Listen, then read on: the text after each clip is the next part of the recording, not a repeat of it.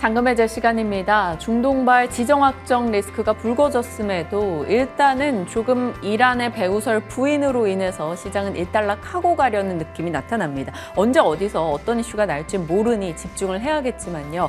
거기에 플러스로 미국에서 국채금리 상승이 좀 진정될 것이다라는 식의 연준 인사들의 발언이 나오면 시장이 힘이 돼주고 있네요. 시장 양지수 모두 빨간불이고요. 코스피는 1% 이상 올라갑니다. 시장과 종목 이야기 오늘 사용관 차장님과 풀어보겠습니다. 어서 오세요. 네, 안녕하세요. 네, 머니맵 통해서 분위기 보겠습니다. 대형주가 훨씬 더 좋은 분위기를 나타내고 있는 오늘입니다. 지난 금요일과는 또 사뭇 다르네요. 삼성전자, SK하이닉스 강합니다. SK하이닉스 오늘 외국인의 매수 상당수 유입되고요. 삼성전자는 외국인은 매도입니다만 오늘 지수 대비 상당수 선전하고 있습니다. 자, LG전자, 삼성전기, 디스플레이 그동안 수급이 받쳐주지 않아서 밀려났었던 IT 쪽 종목들 전반의 강세 확인되고 있고요. 그 밖에도 제약바이오 지난 금요일에 이어서 추가 상승 보입니다.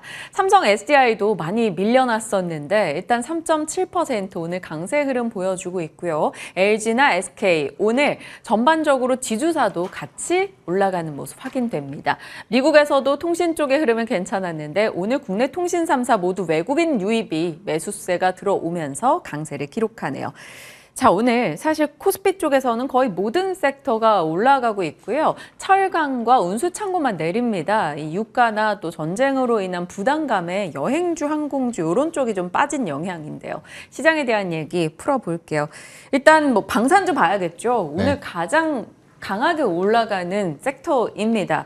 뭐 우주항공, 드론, 방위산업 전체적으로 다 좋은데 네. 여기서 좀 눈에 띄는 종목이 있으신지 아니면 섹터비 어떻게 갖고 계신지. 글쎄요. 일단은 지금 아무래도 중동의 좀 네. 불안감들 때문에 초반에 석유와 관련된 종목들 그리고 아까 말씀해 주신 방위 관련된 방산 관련주들이 강세를 보였어요. 아직까지 해인 같은 종목은 좀 강세를 유지를 하고 있습니다. 네. 16%대로 강세를 유지를 하고 있고 LIG 넥스원 이런 쪽도 11%대까지 일중 고가 흐름인데 이제 우리가 좀 주의해야 될 부분들은 중소형주 중에서는 음봉으로 전환했거나 윗꼬리가 길게 달리고 있는 종목들이 많이 생기고 있다. 이건 좀 주의를 해야 될 것 같아요. 그만큼 아까 말씀해 주신 대로 경과는 더 지켜봐야 되겠으나 일단은 조금 일단락이 돼가는 모습들도 나타나고 있기 때문에 이렇게 시장에서 좀 변동성을 키우고 있고요. 거기다 더불어서 코스피가 이렇게 강하게 상승하다 보니까 이런 중소형주들의 초반 강세가 지속적으로 이어질 수 있을까? 라는 부분에 대해서는 좀 물음표를 가질 수밖에 없고요. 일단 이 방산의 이슈가 아니더라도 우리가 이미 어떤 실적으로 보여준 대형업체들에 조금 더 집중을 하는 게 좋을 것 같아요. 아까 LIG 넥스원 가장 강하게 대형주 중에서는 움직이고 있다라고 말씀드렸고요. 한화 에어로스페이스도 일중 고가 흐름입니다. 8%에 달하는 상승. 그 밑으로는 현대 로템이라던가 풍산, 한국항공우주 같은 종목들이 중소형주의 초반 시세 대비 약세 흐름과는 다르게 시간이 흐를수록 이 종목들은 강세 흐름을 더 강하게 유지를 하고 있다. 이런 부분에 우리가 주목을 해야 될 것 같습니다. 네, 이 시세가 좀 더 이어질 수 있을까요? 사실 방산주, 대형주는 좀 많이 밀렸었던 맞아요. 종목들이에요. 그래서 눌렸던 것 또한 좀 같이 주목을 받았을 텐데 이런 분위기가 형성이 되면 국방 예산이야 계속 늘지 않을까 싶어서 다들 거기에 좀 공감하는 분위기거든요. 네, 아무래도 분위기에는 공감을 할 수밖에 없는데 지금 시장 상황 자체가 어떤 실적이라던가 이런 쪽들을 사실상 잘 안 봐주는 그런 시장이 되었기 때문에 아직까지 이렇게 오늘 강하게 돌아섰다라고 해서 역시나 지속성을 띠는지 이런 여부는 외국인들의 매수라던가 이런 것들이 좀 지속적으로 유입이 될 때 그리고 시장 환경도 어느 정도는 조금 더 안정이 필요하다라고 생각이 되거든요. 그래서 여러 가지 복합적인 요소들을 다 생각하시면서 최대한 신중하게 투자 결정을 내리시는 게 좋을 것 같습니다. 네. 자, 그럼 다음 종목 가겠습니다. 똑같이 좀 눌려있던 쪽에서 고개 드는 종목들이 오늘 삼성전기, LG 이노텍 등 되겠습니다. 뭐 기판이나 모듈이나 비슷한 사업부를 하고 있는 업체들인데 이 두 업체 모두 8, 9월에 좀 많이 떨어졌습니다. 언제쯤 갈까? 뭐 아이폰이 새롭게 나와도 움직이지 않는 그런 흐름이었는데요. 오늘 LG 이노텍이 이제 외국인의 금액 기준 지금 실시간 4위권에 매수로 들어가 있어요. 이쪽으로 좀 수급이 개선되는 걸 보니까 좀 슬슬 이제 낙폭과대 종목에 넣어도 되나 싶은데 네. 사도 됩니까? 두 종목 다? 관심은 가지는 게 맞을 것 같아요. 관심. 그런데 아까도 말씀드렸던 것처럼 시장의 분위기 자체가 먼저 중요하기 때문에 오늘 일단 강하게 매수가 들어온다라고 해서 내일도 연달아서 사라는 법은 없다라는 거죠. 그렇기 때문에 우리가 조금 여기도 역시나 신중하게 봐야 될 것 같고요. 결론은 IT, 가전제품 이런 쪽은 아닙니다. 결국 잘 되려면은 전장 쪽의 비중이 의미 있게 늘어나는가 이런 것들을 봐야 될 것 같은데 삼성전기 이런 쪽들에 또 좋은 소식들이 나왔죠. 현대차 그룹과 전장 동맹 더 강화한다라는 소식들이 들려왔고요. 이건 우리의 국내 완성차 그룹에만 국한된 얘기는 아닐 거예요.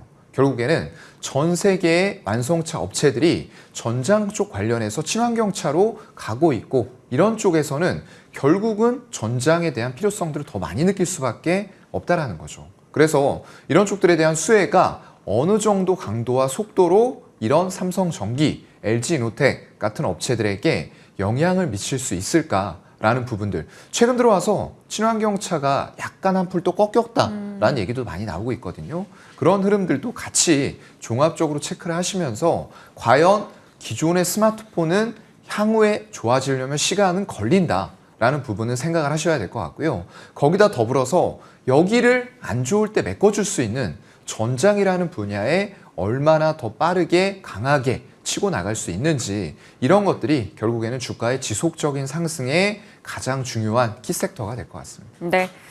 궁금했던 종목과 섹터에 대한 의견 나눠봤습니다. 이제 잔금 해제 종목 열어보도록 할게요. 첫 번째 종목은 오늘장은 한 1.6% 밀리고 있는 현대차입니다. 미국에서 잘 팔려요. 이미 현대차가 미국에서 신분 상승하고 많은 차를 팔고 있다라는 내용은 거의 모든 투자자분들이 네. 알고 계실 겁니다. 코로나 전후로 정말 확실하게 미국에서 입지가 좀 달라졌다라고 느끼는데 네. 앞으로도 그럴까요?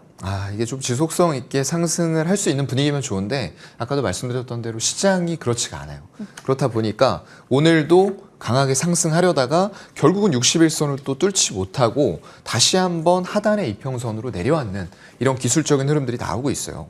북미 쪽에서 EV 판매 증가세는 지속이 되고 있다. 라고 하나투자증권에서 얘기를 해주셨어요. 3분기 글로벌 판매, 매출, 영업이익 모두 성장세가 유지가 되고 있다. 거기다 더불어서 제네시스라던가 SUV 같은 것들, 큰 차량들이죠. 비싸고 이런 것들을 판매 중심으로 해서 제품의 믹스 효과까지도 지속이 되고 있는 그런 분위기고요. 다만 3분기에 전기차 성장세는 일단은 꺾였어요. 그러면서 20% 정도 하회가 예상이 된다라는 안 좋은 부분들도 또 같이 얘기를 해주시면서 원인은 그거죠. 보조금이 이제는 어느 정도 목에 찼기 때문에 축소가 돼가고 있는 부분들 거기다 더불어서 우리가 전기차를 타려면은 가장 중요한 게 충전 인프라가 지금의 가솔린이라던가 이렇게 넣을 수 있는 편의성의 절반 정도 이상은 올라와야 되거든요. 근데 그 속도가 지금은 조금은 지지부진하다라는 것들을 원인으로 들고 있고요. 그래서 지금 현대차 같은 경우에 글로벌 전기차 판매량도 전분기 대비했을 때 22%가량 감소가 됐습니다. 그러면서 북미 쪽 실적이 전년동기 대비해서는 220% 증가가 되고는 있지만 그 속도 자체가 조금 슬로우해지고 있다라는 부분을 우려를 하고 있는 그런 상황인 것 같습니다. 네. 언제나 그래요. 좋은 성장을 보이고 있으면 이 성장이 둔화될 때가 언제일까 또 사람들은 겁을 먹기 마련입니다. 앞으로 이런 데이터들, 수출량들 잘 체크할 필요가 있을 것 같아요. 다음 포인트 보겠습니다. 최근에 이슈가 됐던 미국의 자동차 파업인데 이로 인한 반사 이익을 우리 쪽이 볼 수 있을 것이다 라며 뭐 테슬라와 한국의 현대차, 기아 이런 쪽 이야기는 좀 비교적 긍정적이었거든요. 맞아요. 그런데 어제 주말 사이에 미국 자동차 파업이 여기서 더 확대는 안 될 거다 이런 얘기 나오면 GM 네. 포드는 또 되려 올랐습니다. 맞아요. 그럼 지금부터 해석은 좀 바꿔야 되나요?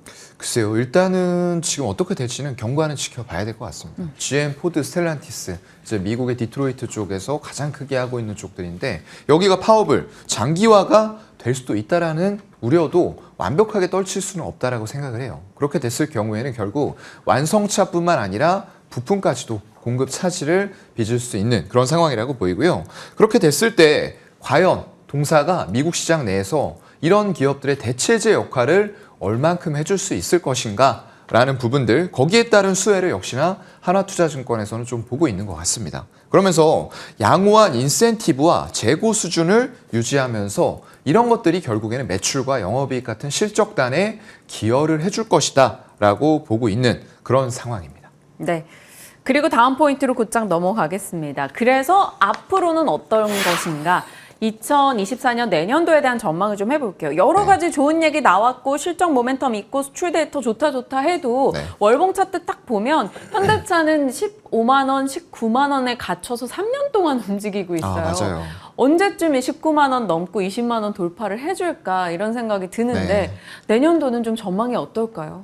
저도 참 궁금한데요. 일단 현대차하고 기아에 대해서 우리가 우려했던 것보다는 외국인들의 지분 증가 추이는 지속이 되고 있어요. 근데 그럼에도 불구하고 주가가 이렇게까지 못 움직일 수 있나? 일단은 매크로적인 환경이 가장 크게 좌지우지를 하고 있다고 봐야 될 것 같고요. 그것에 대해서 유안타증권에서는 속도에 대한 부담감은 있다라고 얘기를 좀 하고 있습니다. 그래서 북미 시장에 아까 말씀드렸던 대로 전기차의 침투율 이런 것들에 대한 속도 둔화가 우려가 된다라는 얘기를 하면서 2024년 내년에는 상반기에는 더 올류 산타페 이게 북미 시장에서 런칭을 할 거고요. 거기다 더불어서 24년에 국내와 북미 시장 모두에 아이오닉 7 역시나 신규 출시가 되면서 이런 RV나 이런 쪽들에서는 조금 호조를 보일 것이다라고 얘기를 하면서도 북미 시장 같은 경우에 보게 되면은 가장 낮은 재고 수준을 유지하고 있는 브랜드들 보게 되면 일본 브랜드입니다.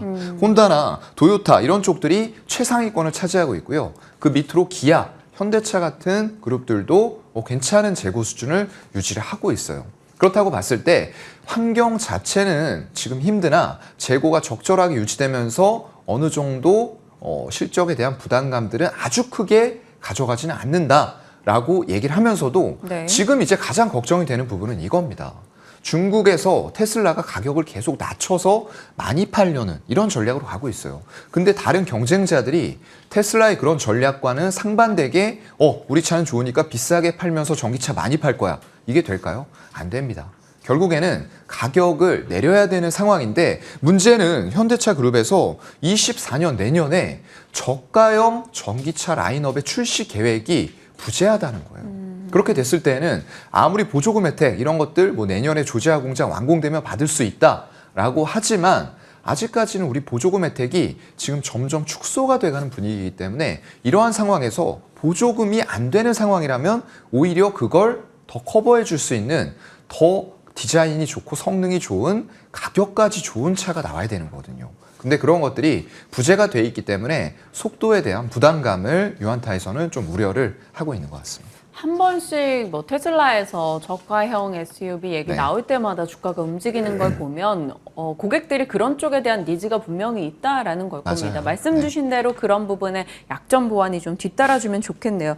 자, 증권가에서는 투자 의견들 대다수 긍정의 의견 많이 나와 있는데 하나투자에서는 목표가 30만 원, 대신도 30만 원, 유진투자도 25만 원 제시합니다. 요즘 시장이 밀려나면서 증권가 목표가와 현재가 괴리가 조금 크게 나타나고 있는데 이 괴리가 빨리 좀 축소됐으면 좋겠네요.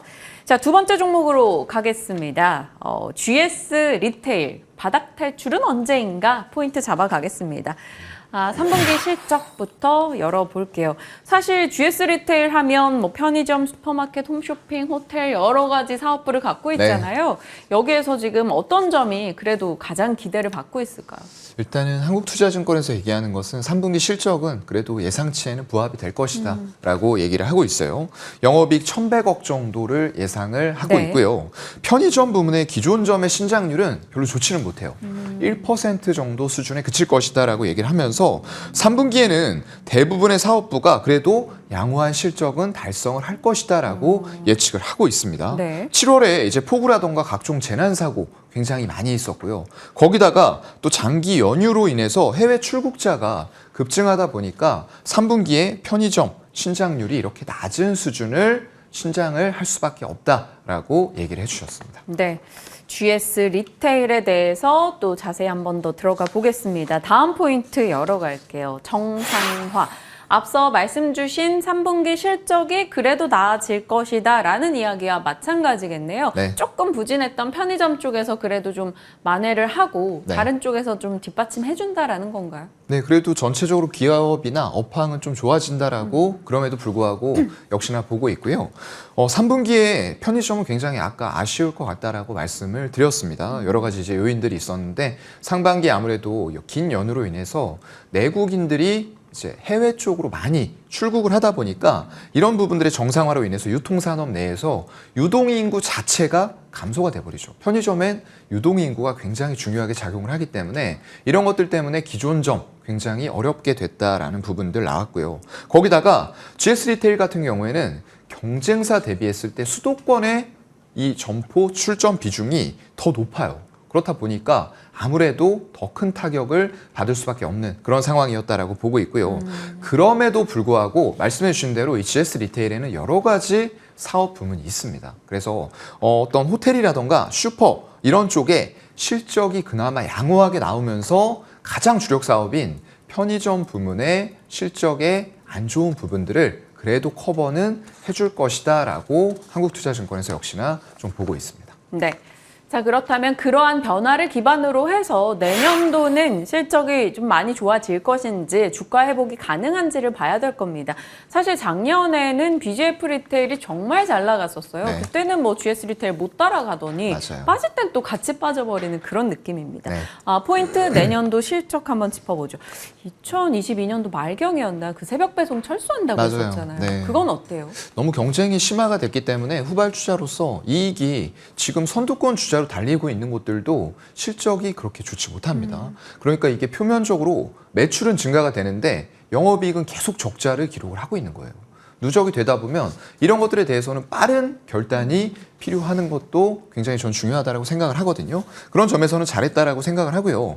대신 증권에서도 일단은 이게 급격하게 모든 사업 부문의 실적이 좋아져서 실적이 개선되는 건 더 좋을 텐데 그런 상황까지는 아직 아닌 것 같고요. 일단 말씀해 주신 GS 프레시몰 이게 이제 새벽 배송을 하는 업체죠.